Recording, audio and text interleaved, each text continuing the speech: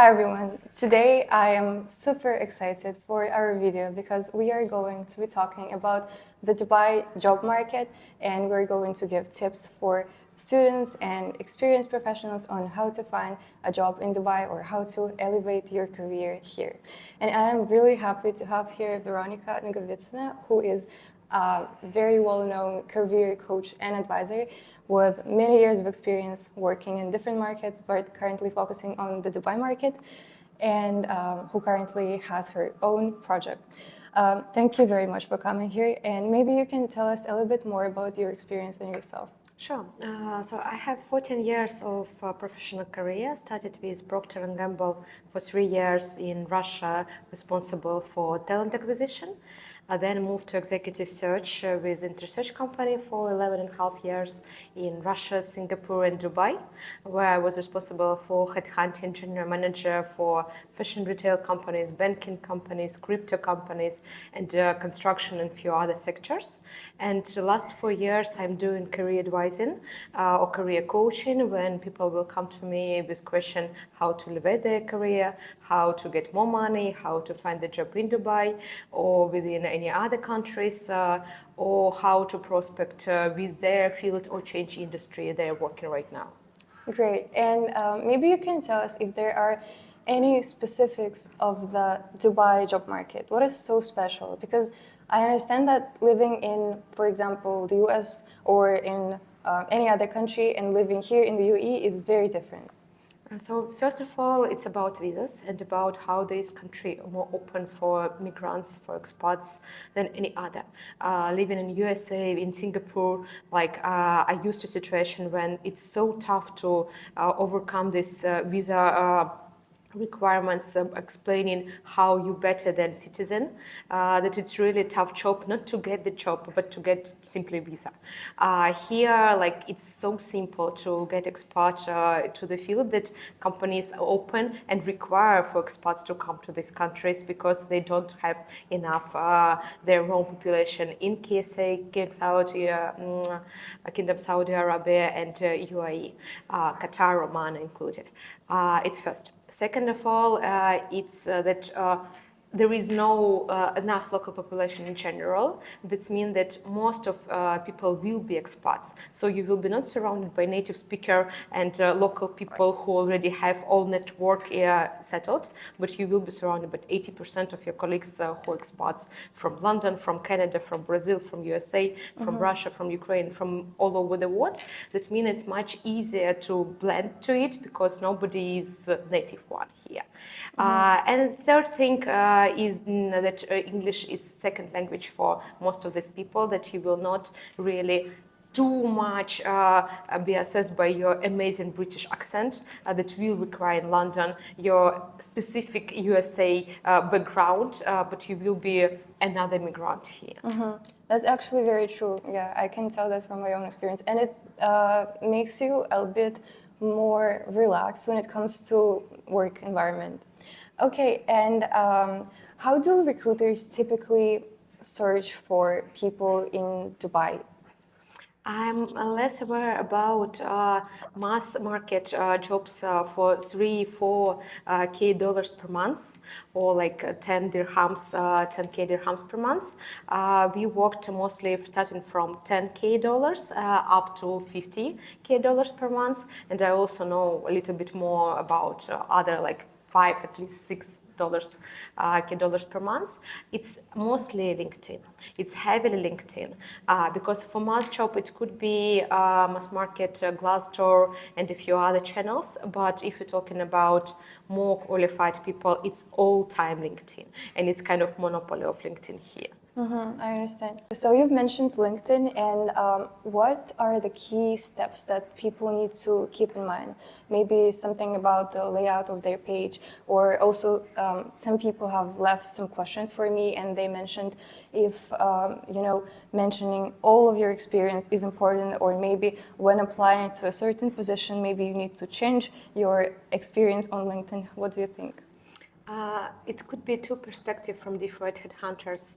One of them will be eliminate some experience that's less relevant to your current job. Another will to fill every field that's possible. I mostly believe in second one. I do believe that recruiter or hiring manager or decision maker is smart person who supposed to see across diagonal whole your experience, and it's better to not eliminate any type of volunteering experience or even in relevant project because you feel them irrelevant and they will hear exactly what they're looking for, because most of companies never look like simple profile. They usually look for kind of unicorns who really have different experience across their life, because it's firstly cool to work with smart people with very diverse experience, and secondly it's help him to understand better who you are. If you had your acting career within some talk show somewhere in your life when you were 19 and now you're an accounting director, it's still important to understand that you have it in your blood to be like presentation skills, amazing person, and not be afraid of cinema or movie or photo shooting, whatever. But coming to official page, like firstly you better to follow everything to fill every gap you have, being it publication, being it some reposts, being it skills, referrals, and all your working experience. If you're open to work, put it to open to work, because your ultimate goal to be on the first page when a recruiter or decision maker like direct manager will look for you, and not on 208 page. That means that you better to feel everything. Now, what else? Make it meaningful. Like nobody cares that you participated in GITEX just for purpose of participating. Nobody cares that you acquire your another Coursera certificate in Harvard or met your friend through some network. Put some value in such type of content, in such type of post. What you learn from GITEX? What have you understand from this meeting? What exactly your results of this Coursera education, what exactly can you give me as a person who read this boring post to learn from you from this post? Because in general, LinkedIn right now lacking content that meaningful, that value added. So don't repost without thoughts. Put at least some thoughts about your experience. Another thing amazing about LinkedIn that it's not only for approaching other people to try to build your network, but it's for giving them opportunity to approach you. So like if you're looking for a job, it's easier to write, guys, this is 10 years experience in sales in IT, and this is my best learnings from them. That don't go for cold calling, go for like conference, during conference use this approach and not this approach, to make sure that you already pass a few interview stage with one of your posts, when you're already kind of being in interview, but public interview during your LinkedIn post, explaining why you should be hired in comparison with other, with your type of expertise that's really different from all others. And do you think it's important to be consistent on LinkedIn, posting every week or every 2 weeks? Is this important? It's like sport or any type of habit. If you burn out after 3 posts that you really push yourself very much, like I need to post each Tuesday and each Thursday, and it doesn't matter that I have temperature, cold, pneumonia or COVID, better to not. So like it's still process that you're supposed to enjoy, because if you try to push something that nothing comes up and bring some like nothing, it will be recognizable, like everybody will understand. So it's better to have kind of schedule that, yes, each Monday and Wednesday or each Monday I have this kind of scheduled time for something for LinkedIn, but don't push too hard. Otherwise it will be like running a marathon today and then quitting your running for 2 years. Better to start with 1 kilometer each day to build this as a habit. Okay, thank you. And what can you say about CVs? What are the common mistakes that people make, and maybe some tips on how to improve your CV? Don't overdo, so like coloring, too many scripts, too many cursive, too many like really painting job during your CV is not something we appreciate. Usually recruiters will look across 50 CV per day, like depending on type of vacancy and whatever, so don't overdo this. describe what company is about, because if you work in Procter & Gamble, it's probably recognizable, L'Oreal, McKinsey, or whatever, Google. But if it's not something that people aware in general, better to explain, like 3,000 people, 15 countries of operation, revenue of $1 billion, of $1 million, or whatever. Explaining that it's not company, me and my ego, me and my friend, but something recognizable. Don't use short words, like if in your industry there is SKR, whatever short name for something, and in other industry nobody don't know, like people know KPI. That's it.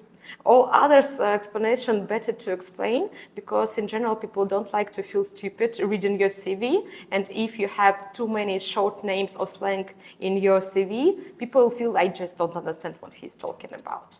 And last of all, bring in some achievements to each workspace. Like it's not about I did few presentation, but it's about bringing 30% increase, 30% increase, optimize like 20% here or 10% here, yes. And then if you worked with some recognizable name, like your clients were amazing company like Pepsi Cola, Coca-Cola, whatever, or your counterpart or your partners, it's also better to mention, because in general we try to understand if this CV tick the box, and we need to find something that we can recognize through this CV to mention, to make sure that it's tick the box. Mm-hmm. And what about the length of the CV? Some people try to keep it one page, some go for 2 or 3 page CVs. So one page, it's definitely kind of best practices for consulting type of the job. IB, banking, fintech, in general, try to do it in one page. In FMCG, I almost never met one-pagers. It's usually 2, 3. Don't overdo, definitely kind of 4 is the maximum. So whenever it's 7 or 9, it could be depending on some areas, like for instance, I appreciate designer or project director CV when he put pictures of the project of construction building he delivered, like, and it was only 1 from 200, because most of them, like mentioned, I was participating in Burj Al Arab, Burj Khalifa, but to be honest, there will be recognizable building, but not in every countries, and there will be like something else, Jumeirah Beach Hotel, that maybe I know how it looked like, maybe I not. So if you have designer type of job, of course you will put a few examples of your work. If you're consulting, of course you will go with 1 page. For other areas, it could depend from industry to industry. 1 pager definitely is fine. 2, 3 pagers for most of industries also will be fine. Mm-hmm. And what about the pictures? Because at our university, we were told that if you go for consulting or IB, do not include any picture. And if you go for any other job, basically, then include a picture. It's definitely also could be connected to the country. So in USA, it's mostly kind of prohibited to use picture to overcome discrimination. I think to not too much put emphasize that you have black or white or whatever color. Here, for top managers, mostly they will go with photo, like, and we require for our, for instance, candidate report to have a photo, and you really get just extra call from headhunter, can you send please your photo because we need it for your profile. The same with birth date, the same with university degree, because some people try to quit this think like I'm too old. I will not mention the time I was born in 1950. But here mostly we'll go with photos. But you're right that, yep, in IB, in consulting, usually without photo is still common. They will ask if they need it extra. I also have met a few situations that it was discrimination because of size of your lips, for instance. That they were kind of feeling that this type of appearance doesn't suit this type of vacancy. Oh, I see. Like people less prefer plastic surgery for ladies for top managers position, and it's like something interesting to know. Yeah, that's true. Okay, and Since I've posted a lot about studying in Dubai, I'm getting a lot of questions from people who still study, asking about how to secure their first internship, or when you've done a couple of internships, you don't really understand how to go to the next position, not to be an intern, but to actually get the first contract. Maybe you can share some insights here. So they're definitely a type of company who hire fresh graduates and who not. And those who already have internship or graduate program, it's something to start with, especially not only because they give you a chance to get there, but it's also that they really provide quite good program for you to succeed. So this type of future leaders program, graduate management program, internship is already designed like for you to learn through their work and not expected that you already knows everything. And here each company will have their quite specific criteria. So if you're talking about FMCG space like Unilever, Procter, Mars, InBev or whatever, you will go to the site, you will see values, and if they told that leadership is the only requirement and the biggest thing, when you fill the test, that will be kind of screening test, better to put kind of, yeah, I have this leadership experience, 5 more, plus 5 times, plus 10 times as maximum, because it's kind of mentioning that it's what they're looking for. And it will be only tick box, nobody outside robotic system and AI will really check it. If you just will be too shy and too honest and too humble, like this type of conference wasn't big one enough, probably I shouldn't mention it, you will just don't go through a screening stage. If it's consulting, it's a specific type of case interview and university they require. So it could happen that if you graduate from not from university that not in the target list, that nothing will help you to go through screening from the graduate program. But for instance, there are kind of life hacks that insiders will explain you, okay, just go for 1 year for in-house, being in Deloitte, PwC, EY, KPMG, or Pepsi, or Coca-Cola, or Procter. And after 1-2 years in such type of companies, you will just get not to starting position there, but to something more meaningful. In this particular region, Emiratization is a big thing for graduate recruitment. So there will be company who will mention only Emirati only for Ednog, for Majid Al Futtaim, for Al Futtaim type of company. And if it's mentioned like this, it could happen that nothing will help you to get there when you just student and you're a fresh graduate. And there also will be company like Visa, Goldman Sachs, who have here the small offices with only high efficient experience hired. So just look through the vacancy they usually have. If they don't have anything for interns or for fresh graduate, it could happen that this office actually lacking the need in these fresh graduates. But as well, the story about huge companies, like if it's Al Futtaim, who has like 28K people in the region, that means that they most probably need somebody junior. If it's Shaloop with 30K people, they also probably need. So check also, even with ChatGPT, the size of the companies. And what do you think about cold outreach to companies? For example, a company doesn't have any open positions, but is that even like a legit way to just email them and ask if they have any positions open? If you're talking about experience hiring, it's usually people will find the job through network. So it's not kind of cold outreach to company site or to company recruitment site. It's mostly finding direct manager for your level and trying to build network with him through conference, through LinkedIn, through some connection of your connection and network.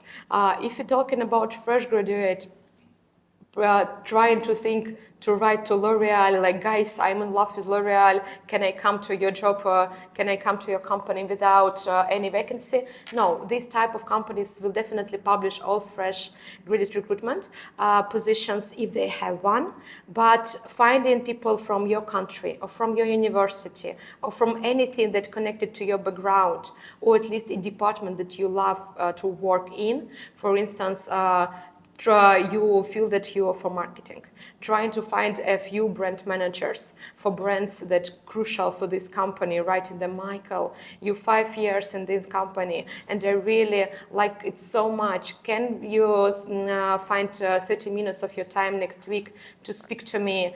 Would love to meet you.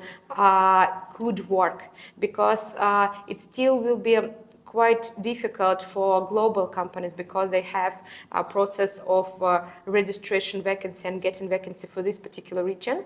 But at least he could fall in love with your passionate approach and capabilities and recommend you to some another brand managers in another company who he is friends with, telling, oh, like I got connection with amazing girl and you told that you hire heavily and can't find somebody for your marketing department. Let me recommend you to IKEA or to another company. Okay. And can you share some advice for people who are already experienced but they want to elevate their career, especially in this region? Definitely, relationships means a lot and means more than performance here. And many companies, not in every, like there will be companies that more recognizable for performance-driven approach, but most of companies here still very much based on relationship management because they feel that it's another type of performance that is important. So don't quit some type of golf meetings. If you have alumni from your universities in this region, meet them like more often than less often. Meet people through conference and try to stay in touch with them, not when you really need to use them, but just as a people, nice to meet you. Don't close you in your room, because many people will feel like I will be performing well and they will bring me to a next level. No, like tomorrow they will change general manager and general manager will bring his own team from Qatar, who they are loyal to him and who he like,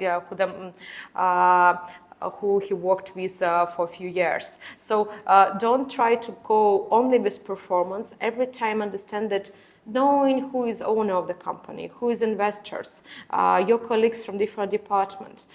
Because if tomorrow your department will have a reduction you want to stay with this company, better to know who is leader of another function that is close to you. Check and check, like, I have elimination from my team. Do you have any type of project that I still could be responsible within your department? I understand. And maybe you can share what distinguishes people who stay in forever mid-level positions from those who can move to top management. It's really my favorite question because I worked a lot with graduate recruitment when I was in Procter & Gamble. I worked with middle management within executive search and with top managers. And my network has many people whose salary is like $50K per month, and then there will be person with 15K dirhams per month asking like, what can I do to get 18? So my analysis comes to a few conclusions. Firstly, it will be about getting extra mile or extra steps. It's like kind of boring thing about exceeding expectation, but yes, when shit happen, these people usually not afraid. Like there will be a crucial moment when your manager desperately stressful comes to the office like, guys, I need somebody to cover this whole, nobody knows how to make it, but we just lost our partnership, somebody please come up. And most of people will try to hit their face somewhere like, oh, sorry, I have a date today, I have a birthday party, I'm too busy, I don't know. Nobody knows, he doesn't know, and because of this he's stressed. There will be just like one brave guy who will like, I will try my best, I can't commit. It could be dangerous because like most of people, oh, maybe I will be just eliminated from the team, pushed from the team if it doesn't work. No, most of cases you will be rewarded even if it doesn't work, because everybody understands that there is no decision for this situation, but those who will come to help, to try to help, will be rewarded. It's first thing. Second thing, it's about your leadership skills. Many people will, like, it's not in my job description. You know, I need to come at 5 p.m. It's less about overtime. It's more about approach. Whoa, I would like to get extra project. It's helping me understand how another sector work, or how another department work, or extend my network. And third thing, understanding what your manager targets. So being really a right-hand guy and trying to work already on the level that above yours level. So trying to already look like, behave like, making presentation, like writing letters like your manager. Because when he quit or when he go into succession, he will think, okay, who I should recommend for my level. And most of cases, he will recommend somebody who is already ready and who is not like potential, but who already delivering on the level of him. And also just asking Christian how you will get promotion, what exactly your KPI for next year. He will tell, like, to be honest, I need from 30 to 35. Oh, how exactly this 5% could be included in my KPI as well? How can I help you to elevate your career? You're asking your manager. Because if you help with his career, he will help you with your career. Mm-hmm. So it's a lot about fake it till you make it. So you need to try to be there already while you're still not. Kind of, but like with faking a verb, the meaning it's kind of that you will not do it. No, you try to do your best. It's just like you can't because you're not mature enough, not experienced enough. But it's like less than pretending, like trying heavily to be like him. Okay, and you mentioned several times the word region. I get this feeling all the time that when you start working in Dubai, you will most likely end up working for some projects in Saudi Arabia, Qatar, Oman, Bahrain. Is this true? It depends on a company. Like there is rock ceramics that presented in 65 countries already. So there are UAE companies like Al Futtaim Group that have representative in 35 countries. So local companies that become big enough to be everywhere. There will be some free location role, like in Revolut, people don't have office in Dubai, but 150 people already working in Dubai just because there are countries with free location role type of arrangement. And there will be just global roles like Visa, Bayersdorf, Nivea, a few other companies. My friends work for whole world, being based in Dubai because companies just don't care. It's again kind of free location type of role. But in general, yes, this region in most cases responsible for UAE, KSA, Oman, Qatar. Then there will be many companies that also have North Africa or whole Africa being based in Dubai. And there will be companies who are also responsible for Turkey, Kazakhstan, Pakistan and India from here. It's rare that this region will be responsible for Asia Pacific, but sometimes it's happened. And it's less popular to be responsible for Europe being based in Dubai, just because they feel that if headquartered in France, Italy, and Germany, be in Germany, France, and Italy. So it's less often that you will be responsible for USA and for London from here, but also like sometimes it's happened. And can you explain how the recruitment process and the onboarding process happen here? So when we're talking about LinkedIn, it's already a little bit covered that yes, people will search for their candidates through LinkedIn, and the point that it's less about you try to apply through LinkedIn, but rather than they will try to find you in LinkedIn, because if you just post any type of popular vacancy, you will get 1,000 of different CVs, and many of them will be absolutely irrelevant. So recruiter will just try to sort them out rather than he will go, okay, with this target list of companies, with these target positions, I will try to look for the same person. It could happen that he already applied for the same vacancy, but I don't care, I will look for him myself. With onboarding, I can't tell that this region is the most equipped with this onboarding procedure.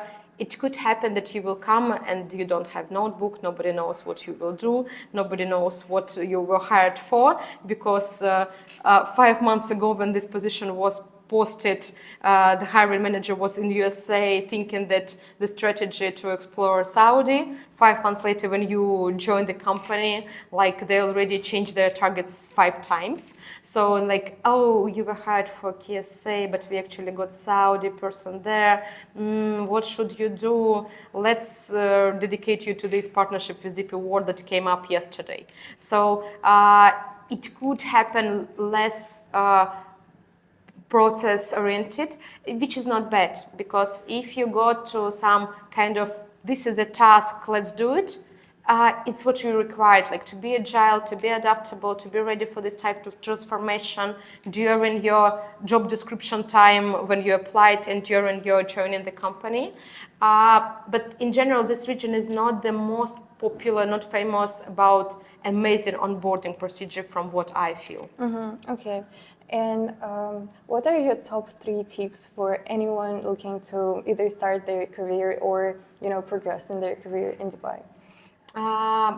Definitely build your relationship very wisely. Like participate in some best practices event, in some conference event, in your alumni network of your university. If you don't have one, create it. It's never about getting to using to some events that you don't like. Like I established 27 communities here and have 35 events that I do during the year just because I didn't find the format that I liked from those who created, not by me. And I decided, okay, let me go with mine, because I was participated in crypto and Web3 and feel that it just doesn't work for me the way how people communicate there, who participate, and what type of network you can get, so you can create. So build your network wisely without feeling that you every time use people for your purposes, but more like you really value them as a human, value them as a people, and interested in them not only when he is general manager, but also when he resigned and unemployed, because people in general very appreciative to the people who not lose connection when they have tough time in comparison with good times. Second thing is connected with first, and like it's about being human.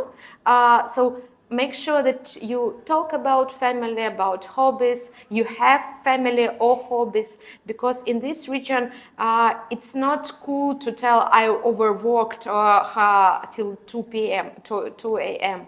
Nobody cares that you work too much.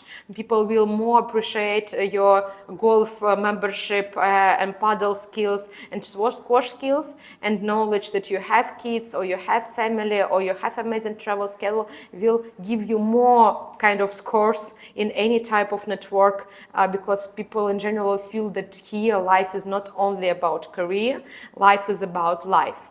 And third thing is about appreciating how different we are. So if you have Pakistani manager, ask him to bring him to a Pakistani best restaurant, or ask him advice of what should he, how you better to learn about Pakistani culture, or take time to go to Karachi to really a little bit explore his own country. So this region is amazing in terms of bringing different people. Just use it and enjoy it while you're here, to really not staying within your British circle if you're British, or your Russian circle if you're Russian, but really explore beyond, understand what exactly is specific about Jordan in comparison with Lebanon and with Saudi, because it's kind of Sunni, it's kind of Muslim, but still they probably have their own history, especially with Palestine, and understanding what's the story behind, why they're so much more interested in conflict than in other regions, what make it there so much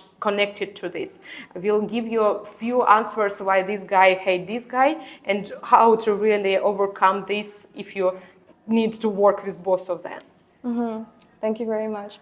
And maybe you can just tell us how you can help people elevate their career and just progress through their career, because I know you have a project called Inspira, so maybe you can tell us about that too. So I'm doing career advising for 4 years, and last year I launched a company in UAE called Inspira, like inspiration. Most of time people will come to me when they're thinking about changing their job or finding their job in this region with a question, okay, this is my CV, this is my background, this is my desires, and this is my dreams. What exactly should I do to make it happen? And we brainstorm with them what type of companies, what type of people, what type of network better to use to get there. But second request that I like even more, when you not urgently need the job and you're not desperately right now in finding the job, but it's more kind of career psychologist. When you right now quite good where you are, and you probably can speak with your friend or your partner about your career, but he could be not career advisor, he could be not corporate person, and he like more interested to have romantic date with you rather than really listening about your performance, to come to talk to me like, you know, this is my concerns. This is my current relationship with my manager and level up managers. Here what's good, here was not good. What do you think? How to get better here and there? And actually I also desperate because I feel that my last project was fulfilled to zero and I can present it like nice job, but I personally know that it was zero bullshit or doesn't work, and I really feel bad. So to speak to me, to explain what disturbing you, to overcome some type of internal crisis within your performance, within your feeling about your career, and to brainstorm, okay, ultimate goal, not to stay here, but to come to general manager position, to another industry or to another country, to really get job offer tomorrow in visa in USA. What exactly my steps? Because there are a few companies that have internal consulting, internal coaching, internal career advisor, but firstly it's rare, and secondly you sometimes can't be too open, because even if they pretend to be anonymous and confidential, you never know. And it's also not the place where you really can tell. To be honest, last year I haven't done anything because I had depression, like somebody died or whatever. So it just chance to go kind of psychological session, but with very heavy focus on your career, professional self-realization. I think this is a very unique opportunity, because when people go to a psychologist, the psychologist, they try to balance every single area of your life. They can help you with your relationship, with your, financial situation, basically everything. But also, I feel like they might lack the experience that they need when consulting for the career choices, because of course they can tell you you need to follow your passion, like compare this to this, but if they haven't had this exposure to the actual corporate world, they might not be as helpful. Yeah, another story that in your career, many times your partner could have a huge meaning. For many ladies, they really try to not exceed their husband career. For some couples, it's like about staying in the position that you hate because you breadwinner for this company being male, and you can't even allow your thoughts that you want to quit this general manager position because you're breadwinner in this company and your wife will not appreciate this choice, and you need somebody to confidentially discuss what it could be, how it could be done, what's really disturbing you that you can't share with your spouse because he will not like the idea, or you believe that he will not like the idea. So this type of support, understanding what is when there is a couple discussion about this. I see. And what is your number one tip, just in general, for people, not just connected to their career, but just in life? Enjoy. It's really very much different when person doing something he really enjoy and he's not. Like this story about you can put stones to mountain or you can build castle there is really very much important to really don't spend your life, like life is short, we don't know how many years we have, like it's so stupid and boring and stressful to really put stones to mountain that you don't care about.